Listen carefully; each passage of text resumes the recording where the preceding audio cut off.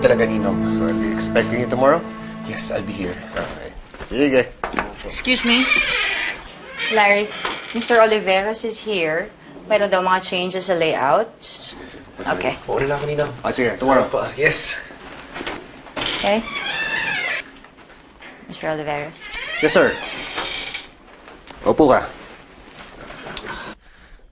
Angela! Alam mo ba kung ano sinabi ni Ninong? Kinuha niya ako para maging trainee sa engineering group. Ibig sabihin, may trabaho na ako!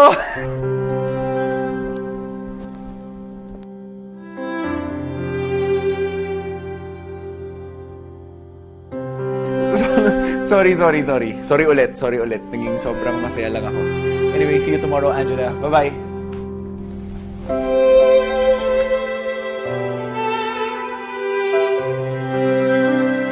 Congrats, Calvin! Kaya naman pala hindi ka natatanggap sa mga pinag-a-applyan mo kasi si Tito Larry lang pala yung mag-hire sa'yo. Well, welcome to the employed world. Ay, nako. Bilis talaga ng panahon. Parang kailan lang totoy ka. Tapos ngayon magtatrabaho ka na. Basta, enjoyin mo yung trabaho mo. Lagi mong tatandaan na as long as you love what you're doing, everything will be okay. Alam mo, Ninang, sobrang excited na po ako. Kasi kahit papaano, hindi na ako mag-a-adjust, di ba? Kasi si Ninong naman yung boss ko. Plus, meron na akong bagong kaibigan. Si Angela. You should come visit us, Ninang. Yeah, we'll see. Sorry. Bakit po? Hindi po ba kayo komportable makita si Ninong?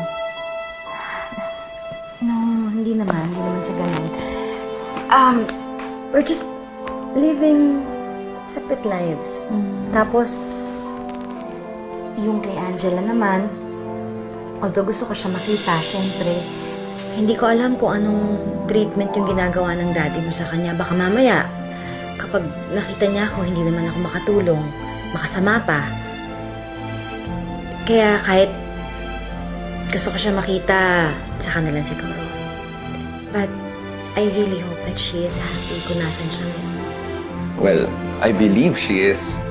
Sobrang hilig po talaga na sa outdoors, pati mga gardens eh. Oo nga.